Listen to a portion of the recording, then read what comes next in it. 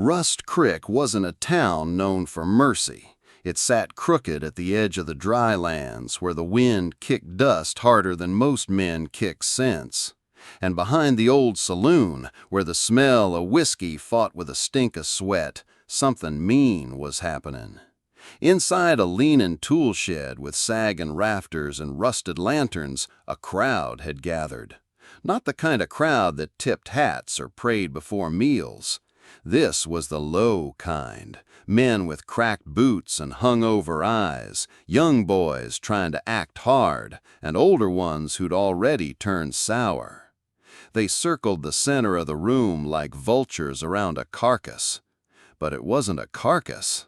She stood barefoot on a broken wagon plank, arms tied, head bagged, blood trailing down one shin and soaking into the wood. Someone had cut her dress at the shoulder. A scarred man with a gold tooth jabbed a thumb her way and bellowed, $1 to start. You want wild, boys? You want savage? Here she is. Laughter erupted, sharp, sticky, ugly. Jed Carver stood in the back, a nail bag slung over one shoulder. He hadn't come for blood, just needed fencing wire and maybe a few seeds. But what he saw twisted something deep in his chest. He'd seen death in Gettysburg, men screaming for mothers in the mud. But this was evil with a ticket price. He could have walked, should have. A man with nothing left usually learns when to look away. But some storms don't let you, and this one had eyes. The auctioneer yanked the hood off like he was unveiling a roast. The room leaned forward. What they saw wasn't broken. Her face was sun-touched and still. No makeup, no decoration, just the hard lines of someone who'd tasted too much silence. A thin bruise ran along her cheekbone, but her chin didn't drop. Her eyes, deep amber, sharp as splinters, locked onto nothing and everything at once. She didn't plead, didn't blink, didn't look for a savior. That rattled them more than if she'd cried. One of the boys near the front whistled low. "Ain't she got fight in her?" he chuckled. "Bet that'll cost extra." More laughter, the kind that makes skin crawl. Jed didn't move. He couldn't. There was something in her gaze, like wildfire trapped behind glass. Like she'd already buried parts of herself, but refused to hand over the rest. He'd seen boys lose themselves on the battlefield. He'd seen eyes go hollow. Hers weren't hollow. They were alive, angry, waiting. He felt it before he understood it, a pull, raw and ancient. Not pity, not desire, something colder, sharper, like a reckoning. His throat dried, his hands curled into fists. He didn't know her name, didn't know her story. But standing there, tied like cattle in front of laughing ghosts, she became something else. Not a woman, a line he couldn't cross. And in that moment he knew, if he walked away now, it wouldn't be the war that haunted him. It'd be her. $1, Jed said, voice low and flat. It cut through the laughter like a blade. The room stiffened. Even the auctioneer paused, brow cocked, unsure if he'd heard right. "That's it?" someone scoffed. "$1 for a wife?" "No," Jed murmured, stepping forward. $1 to stop this hell." The auctioneer spat. "Sold, then, to the fool with a bleeding heart." Jed didn't flinch. He climbed the steps to the makeshift platform, his boots creaking on dry wood. The girl didn't look at him, didn't step back, just stood there, breathing slow, like she knew this wasn't a rescue, just another shift in the storm. He took out his knife. The ropes weren't tight, just cruel. As they fell away, her hands dropped to her sides, raw and red. Still no words, no collapse, no gratitude. She looked at him, just once, measured him, not like a savior, not like a man, more like she was waiting to see what kind of silence he carried inside. Then, without a nod or whisper, she stepped down from the wagon. He followed her out. No one stopped them. No one clapped. Just boots scuffing in the dirt behind them and eyes that didn't dare meet his. But behind those eyes, anger burned. From the alley's edge, Bert Kincaid watched, arms crossed, chewing a matchstick down to splinters. He'd just been made a fool in front of every low-down man in Rust Creek. And fools with bruised pride don't forgive easily. Can you guess what's about to happen? Leave your prediction in the comments. They walked in silence. The kind of silence that doesn't just fill a space, it watches you, listens, measures. Jed led his horse slow down the broken trail heading west out of Rust Creek. Behind him, barefoot and silent, walked the woman. Blood still marked her left heel, dry now, caked in dust. She didn't limp, didn't ask for water, just followed, steady as a shadow. Wind moved through the cottonwoods like whispers. Somewhere far off, a hawk cried once and went quiet. The sun fell behind the hills, dragging shadows long and sharp across the land. Jed didn't look back. He didn't have to. He could feel her presence, like a second heartbeat he hadn't asked for. By the time they reached the ranch, the light was low and gold, slanting across the weather-worn boards of the house. It was a simple place, just him, 2 barns, 3 chickens, and time. Time had settled there thick like dust. It clung to everything. He stepped off the horse and pointed toward the smaller barn. "It's dry in there," he said. His voice sounded strange to his own ears, rusty. She didn't respond, just walked past him without meeting his eyes and slipped into the shadows of the barn like smoke through a crack.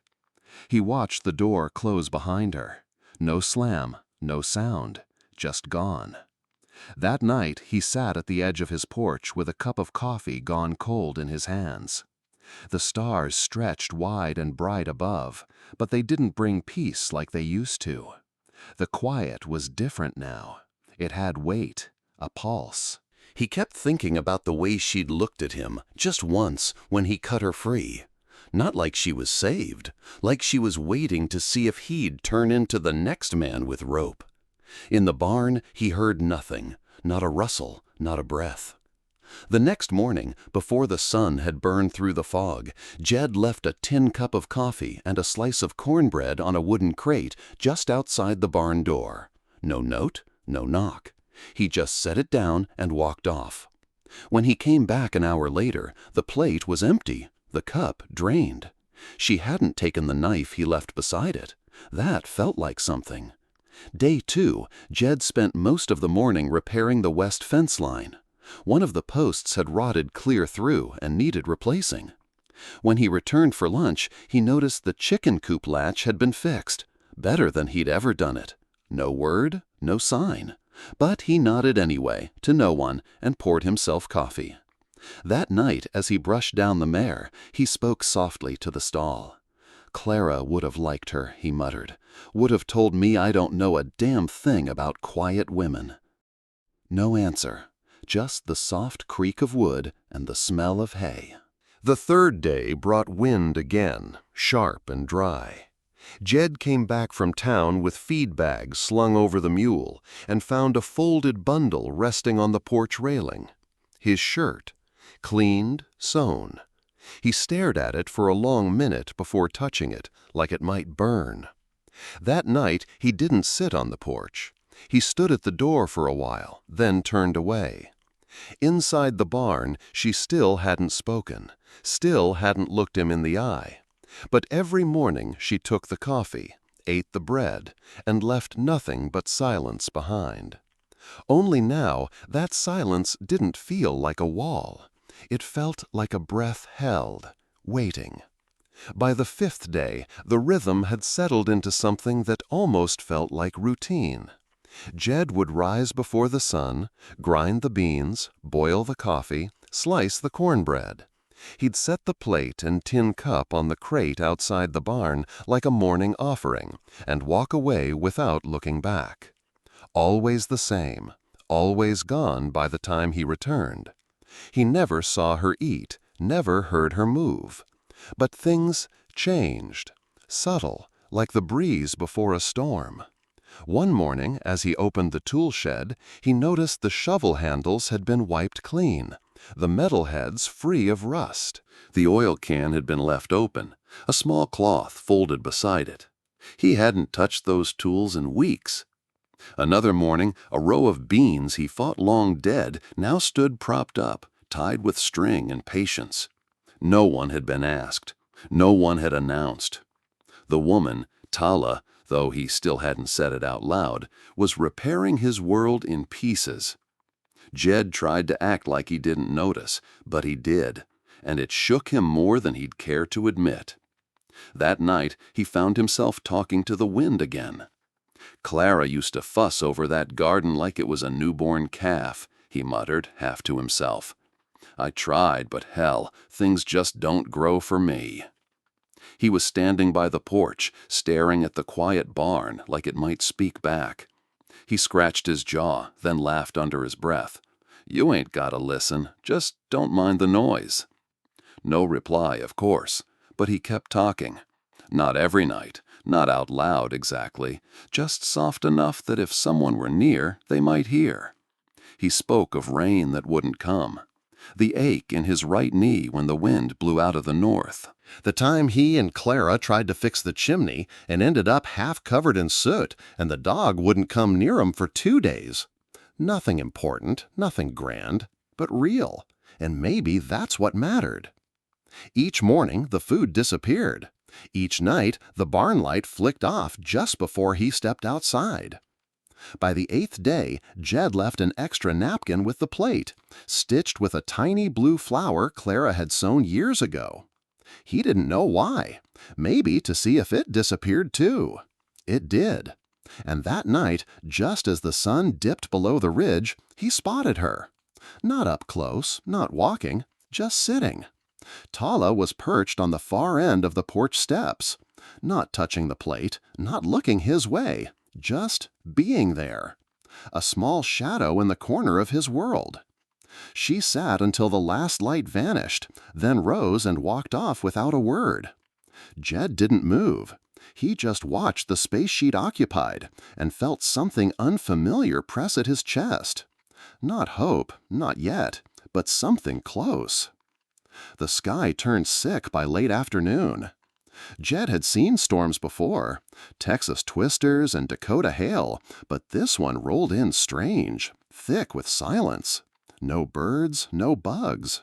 Just wind that curled low through the grass like a warning. He was out near the far pen, checking the last of the fencing, when he felt it, an itch down the back of his neck, like something watching. He looked up and saw the clouds boiling from the east, black and fast. "Damn," he muttered, tossing the hammer into the feed bucket. He whistled once to the mule and started back toward the house. That's when he saw her, Tala. She was standing out in the open field between the barn and the ridge, arms stiff at her sides, hair whipping behind her like wild grass. Her dress clung to her frame, and her eyes were locked on the sky, not blinking, not moving, just staring. Jed felt something cold slip under his ribs. "Hey!" he shouted, cupping his hands. "Get inside!" No answer. The wind picked up, howling now, sharp, angry. A flash of lightning cracked across the ridge, so bright it turned the world to bones. Tala didn't flinch. Jed ran, fast as his boots would let him, cutting across the field like the devil was behind him. He didn't think, just moved. Rain hadn't even fallen yet, but the air was wet and mean. He reached her, grabbed her arm. She stiffened, eyes still skyward. Another bolt split the clouds, this one close enough to burn. "Come on," he growled, half pulling her toward the house. She didn't fight, didn't help, just let herself be led. They hit the porch just as the rain came, hard, sideways, like knives. Jed slammed the cabin door behind them and stood in the dim light, heart pounding, shirt soaked clean through. Tala stood beside him, just as wet, her hair plastered to her cheeks. She wasn't looking at him. She was shaking, not from cold, from something else, something buried deep and rising fast. Jed didn't ask. He didn't pry. He just reached for the old wool blanket draped over the back of Clara's chair, handed it to her without a word, then turned away to stoke the fire.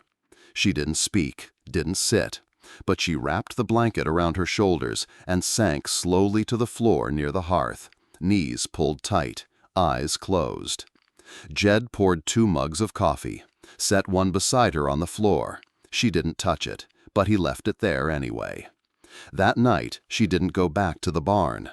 When Jed rose just before dawn, he found her curled near the fireplace, still wrapped in the blanket, chest rising steady. He moved quietly, made the coffee like usual. When he turned around with the tray, she was already sitting upright, watching him, not wide-eyed, not fearful, just watching, like she was starting to see him too. A day passed without a word, but something had shifted. Jed could feel it, not in anything she did, but in what she didn't do. She no longer stayed in the barn. She didn't hover in corners or vanish when he stepped into view. She moved like she belonged now, quiet and fluid, like the wind weaving through cottonwoods.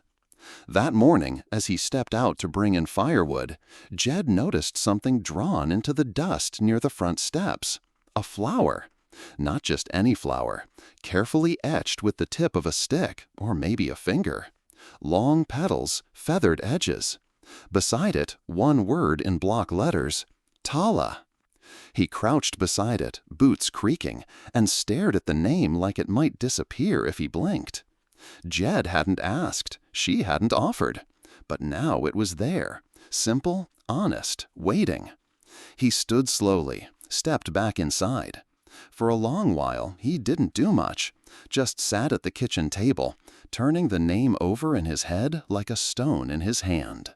Then he got up, went to the old shelf Clara used to keep her books, and pulled down the thick, leather-bound botany volume.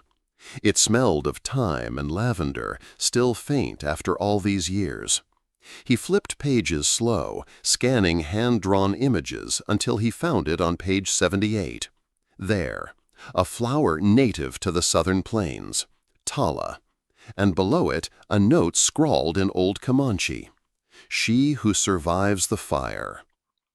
Jed sat back in the chair, book open on his lap. It wasn't just a name, it was a history, a wound, a declaration.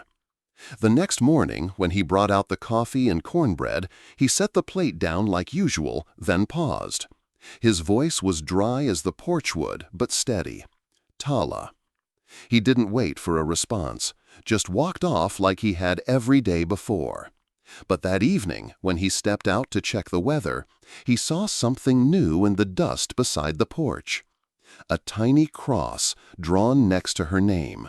Nothing else. No footprints, no message.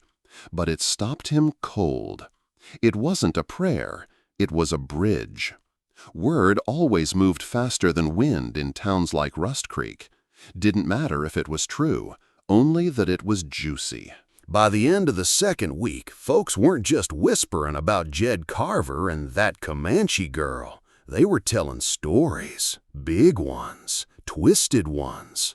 Some said he'd gone mad, living with a ghost woman cursed from the wars. Others claimed he'd married her in some savage ritual, burned his Bible, and now worshipped fire. One man swore he saw her dancing under the moonlight, muttering in tongues. But no one confronted Jed, not yet. because no one wanted to be the one standing in front of a man who'd survived Gettysburg and lived out in the hills with no neighbors, no fear, and a rifle that didn't gather dust.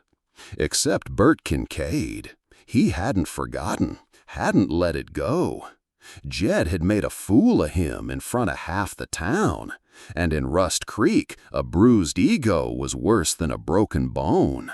So Bert started poking the coals, buying drinks for loose-lipped ranch hands, asking questions, telling lies. By the third week, he had 3 other men worked up enough to ride with him. They weren't bad men, not truly, just bored, angry, and too drunk to think straight. Back at the ranch, Jed felt it. Not in the air, not yet. But in the silence between the chickens, the way the dogs didn't bark at night, the way Tala stood longer than usual at the edge of the garden, watching the horizon like something might come crawling over it. Then, one night, it did. It started with smoke. Jed was finishing up supper when he saw it, thin and gray, curling above the trees on the southern edge of his land. Not from a chimney, not from any fire he'd built. Too far, too careless. He stepped out slow, eyes narrowed. The wind carried the scent of something burned. Not wood, not pine, leather. He saddled up and rode out. Found the south fence cut clean through.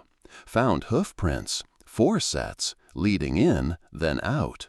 And found, nailed to the gatepost, a single chicken wing, split open and dripping red. Blood. Real or not, it was a message. He didn't curse, didn't shout, just turned back, face carved from stone. That night, Jed didn't sleep. He cleaned his rifle on the porch, slow and methodical. The kind of quiet work a man does when he knows something's coming and doesn't intend to run.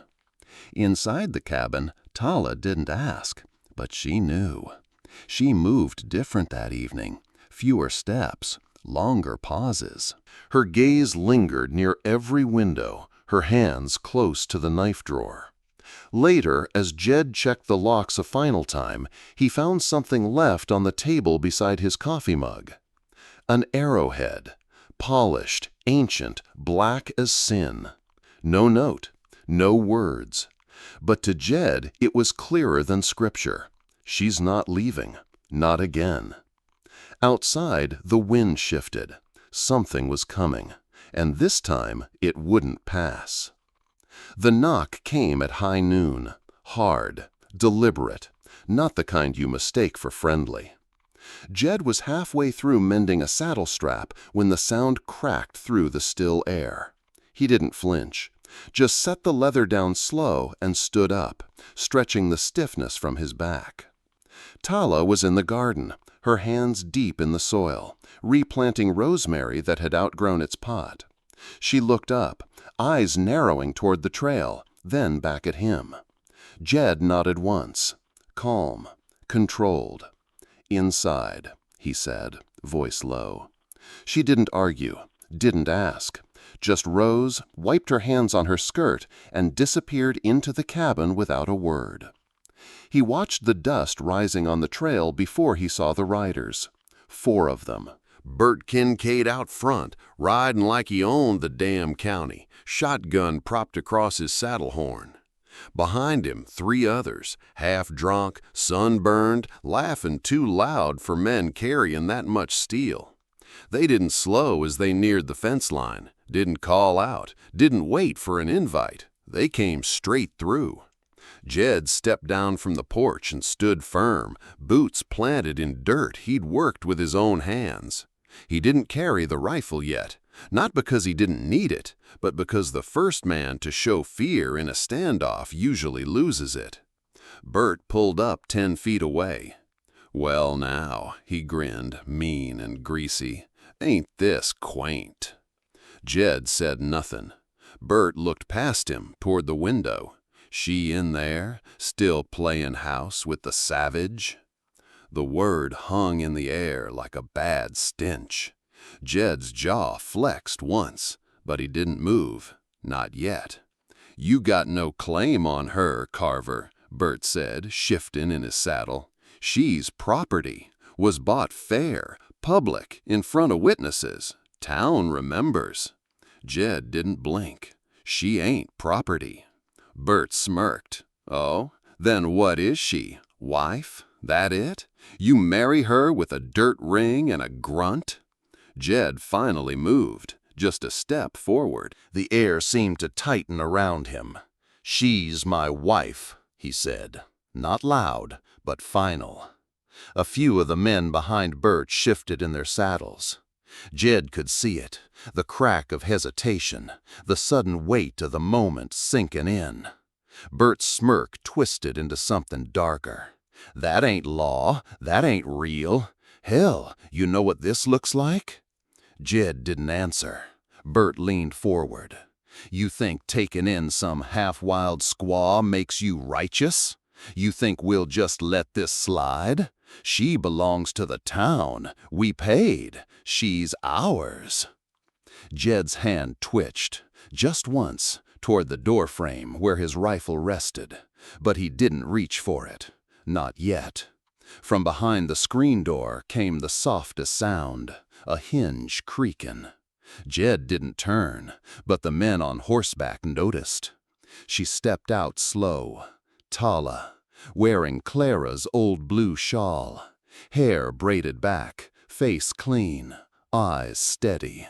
She didn't speak, didn't cower. She walked to Jed's side, bare feet silent in the dust. Then, without a glance toward the men, she slid her hand into his. No ring, no vow, just presence. And somehow it thundered louder than any bullet. The night was too still. Jed Carver had learned long ago to trust silence. But this was the kind that curled under your skin like a snake hiding in dry grass. No wind, no crickets, just the hush of the land holding its breath. He sat on the porch sharpening his old hunting knife, eyes drifting to where Tala had planted a row of squash. She was still out there, kneeling, pressing soil like she was mending something sacred. Then she froze. Her hands hovered over the dirt, unmoving. Jed followed her gaze. Out near the fence line, where the hills dipped low, something shifted. A flicker, a shadow, gone as quick as it came. He stood, slow and quiet. "Tala," he called low. She didn't answer, but she rose to her feet, brushing dirt off her palms like a priestess finishing prayer. They didn't say it, but they both knew. Something was coming. Later that night, just past the hour when whiskey makes most men sleep heavy, Jed lay on his cot listening to the creaks of the cabin settle. Then, a scream. Not loud, not panicked, sharp, contained. Tala's. Jed was up before his boots hit the floor. He grabbed his rifle, heart already pounding like hooves in dry canyon. He hit the porch and saw the sky glowing orange. The barn, flames clawing up the roof like hell had punched through. He ran. Tala was already there, dragging a bucket, arms trembling, but eyes clear. Together they threw water, again and again, but the fire laughed in their faces. Then from the tree line, a voice slurred with whiskey and venom. "You should have stayed out of it, Carver." Jed spun, rifle raised. Out stepped Bert Kincaid, pistol in one hand, madness in both eyes. The fire roared behind them, heat blistering skin and blackening the sky. Sparks danced like devils in the air, and the barn cracked, groaned, then buckled. Jed kept his rifle leveled. "Put it down, Kincaid." Bert Kincaid didn't move. His boots crunched dry dirt as he staggered forward, gun swaying in his hand. You think this is how the West works, Carver? Take what ain't yours, hide a savage in your home, and call it righteous. Jed's grip tightened. Ain't about taking, it's about standing. You came out here to burn something that wasn't yours to touch. Kincaid sneered. She ain't yours neither. You think a blue shawl and a plate of cornbread makes you a hero? She was bought and sold. That's how it's always been. From behind Jed, Tala stepped forward, soaked in sweat and ash, her hair clinging to her face. She didn't speak. She didn't flinch. She just looked at Kincaid, like a flame looking at dry kindling. He saw her, and something in him snapped. Kincaid raised his pistol. Jed didn't hesitate. He fired. The shot rang out across the plains like thunder. Kincaid's leg folded beneath him, and he hit the dirt with a howl, blood blooming dark across his jeans. Tala moved first, slow and deliberate. She walked to where Kincaid writhed, knelt beside him. Jed thought, for a moment, she might raise a stone, finish it. But she didn't. She just looked at him. And Kincaid, for the first time, looked away. The fire behind them hissed into wet earth. The barn was gone. But something else had survived. Jed lowered his rifle. His breath came in hard, measured gulps. And then, as if the desert had held its breath long enough, the wind returned. Kincaid whimpered like a wounded dog, curled up in dust and smoke. His pistol had fallen yards away, forgotten. The rage in his eyes had drained, replaced with something more familiar, fear. Tala remained crouched, watching him. Not with vengeance, not even hatred, just quiet certainty. As if she'd seen men like him before, many times over, and had simply decided they no longer deserved the power of her anger. Jed approached, rifle lowered now, but still firm in hand. His boots stopped inches from Kincaid's bloodied leg. "You came here to burn," he said, voice like gravel. "But you only lit your own rope." Kincaid spat in the dirt, still trying to wear the mask of a man in control. "You gonna kill me, Carver? Right here, right now? Go on, then. Let her watch. That's what savages do, isn't it?" Jed looked at Tala, then back at the man. He shook his head slowly. "We ain't killers," Jed said. Simple, final. Tala stood. The flames behind her were dying down now, steam rising in ghostly ribbons. She stepped beside Jed, laid a hand on his forearm, light as breath, but enough to still him. Then, in a voice dry from dust and silence, she spoke. "But we don't run." Jed turned toward her, stunned. It was the first full sentence she'd ever spoken to him. And in that single breath, there was everything. Her pain, her fire, her defiance, her home. They stood side by side, framed by ruin and dawn's faint promise. Behind them, the barn smoldered. Before them, Kincaid writhed, too proud to cry, too broken to fight. And for the first time since this land turned to dust, there was peace, not born of silence, but choice. They didn't speak again that night.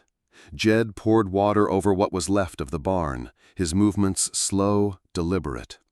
Tala helped without being asked, hands blistered, ash streaking her cheeks like war paint. No ceremony, no comfort, just motion, survival. When it was done, they sat on the porch, shoulders barely touching. The stars were muted by smoke, and the smell of charred cedar clung to everything. But it was quiet now, the kind of quiet that followed storms, not fear. Jed held the rifle across his lap, but his hands no longer trembled. "I ain't proud I shot him," he said, eyes fixed on the blackened horizon. "But I ain't sorry neither." Tala didn't answer. She didn't need to. What needed to be said had already been burned into the ground. She stood first, stepping off the porch. For a second, Jed thought she might walk off into the dark. But she didn't. She circled behind him and disappeared into the cabin, leaving the door cracked open like a held breath. He followed minutes later, boots soft on the floorboards. She was by the window, wrapped in the shawl, staring at the moon rising through the drifting smoke. Her face held no tears, no triumph, only stillness. And something else, resolve. Jed said nothing. He just set the rifle by the door and took a seat near the fire. The silence between them was no longer made of suspicion or hurt. It was made of knowing. They had not killed for revenge. They had not run from ruin. They had simply stood their ground. And that, in a land that tried so hard to erase people like them, was its own kind of rebellion. Dawn came slow, bleeding across the hills in streaks of pink and soot gray. The barn was a skeleton now, smoldering but quiet. Smoke drifted upward like a final prayer. Jed was already outside, raking ash away from the fence line. Tala knelt nearby, replanting a single row of wildflowers, those she'd tended just the day before. Her hands moved with care, like rebuilding something sacred. Then came the sound of hooves. A single rider crested the ridge, tall in the saddle, duster flapping. Sheriff Alden. Weather-worn, fair, and tired of cleaning up men's pride. He stopped a few yards from the porch, took in the wreckage, the quiet. Jed didn't rise, didn't explain. The sheriff swung off, walked slow to the porch where Kincaid sat tied, his leg bandaged in rough cloth. The man hadn't spoken a word since the shot, just stared out at nothing. Alden looked at Jed, then at Tala, then back again. He didn't ask a question, didn't scold. He just nodded once and said, "We'll take it from here." As he loaded Kincaid onto his horse, he passed Jed and paused. No handshake, no speech, just a small, solemn hat tip. And in that simple gesture, the message was clear. "I saw what you did, and I understand." Jed returned the nod. When the riders disappeared down the trail and dust settled once more, Tala walked to where Jed stood. She didn't speak, but her hand slipped into his, light, sure, and warm. No vow had been spoken, no promise made, but the earth had shifted beneath them. They turned toward the cabin, smoke behind them, sunrise ahead. And for the first time in a long, long while, they walked forward, together. How are you feeling witnessing this scene? Let us know your emotions in the comments below. The sun rose slow that morning, like it too had survived something. The barn still smoldered in places, charred beams casting crooked shadows across the yard. Jed stood with a pail of water, not to fight fire this time, but to rinse away the soot clinging to the stone path. He wasn't in a hurry, he wasn't angry, just quiet. Tired in the bones, but lighter in the chest. Tala moved beside him, her skirt brushing ash. She didn't speak either, just grabbed a rake, started clearing debris. The silence between them wasn't heavy now. It was shared, like the peace after a storm that had already said everything it needed to say. They didn't talk about Kincaid, not once. Didn't curse him, didn't justify the bullet in his leg. Jed didn't ask why she didn't finish him when she had the chance, and Tala didn't explain why she looked him in the eyes before turning away. Some things, when survived, don't need retelling. They just need to be left where they fell. By midday, the fire was gone. The barn was just a skeleton, and the air smelled not of smoke, but of dirt and sun and something new. Jed leaned on the fence post, sweat on his brow, eyes on Tala as she planted her hands in the soil again. He didn't smile, not exactly, but he stayed, and so did she. The days that followed were slow but steady, like the earth was holding its breath, waiting to see if the peace would stay. Jed spent the mornings mending what the fire hadn't taken: fence posts, a busted hinge on the porch door, the corral gate half hanging on rusted nails. His movements were careful, not rushed, not because of age, but because things felt worth fixing now. Tala, meanwhile, returned to her garden. The corner patch where wild mint and prairie sage once grew was blackened. Still, she knelt anyway, fingers sifting through the ashen soil like it was treasure. She didn't replant everything, not yet, just a few seeds, enough to say, "We're not done here." By the third day, she moved her things from the barn to the spare room inside. No announcement, no discussion. Jed just noticed the quilt folded at the foot of the bed and the faint scent of lavender where there hadn't been any before. They shared meals now. Nothing fancy. Beans, cornbread, sometimes a sliver of dried apple Jed had been saving. But they ate on the porch together, side by side, in the kind of silence that spoke volumes. At night, he read again. Not out loud, just by lamplight. But he'd glance up now and then and see her by the window, mending something or sipping tea, and that was enough. The ranch didn't feel empty anymore. It felt lived in, like it belonged to both of them now. This land, it never belonged to the fastest draw or the richest rancher. It belonged to the ones who stayed, the ones who planted something, even when the ground was cracked and bitter, the ones who didn't speak much, but kept showing up, who carried scars like sacred maps, leading them home, one broken step at a time. Jed and Tala didn't ride off into the sunset. They didn't carve their names into any stone. But every fence mended, every flower that bloomed from scorched earth, that was their legacy. Quiet, steady, holy in its own kind of way. Maybe you've known fire. Maybe you've lost more than you care to say. Maybe there's a porch you stood on, watching someone walk away. Or maybe you're still out there, mending gates, carrying coffee to an empty chair, hoping for a sprout to break through your own burned field. If so, you're not alone, and you're not done yet. Because out here, in the dust and wind, some folks still believe in second chances, in hands held without promises, in the kind of love that don't need loud words, just quiet mornings, shared work, and the grace to stay. So if this story stirred something in you, if it reminded you of a name, a season, or a silence that meant something, then go ahead, hit that subscribe button, not just for the stories, but for the memory of what we fight to keep, and the hope of what still might grow. If you like this video, comment number 1. If you don't, comment number 2.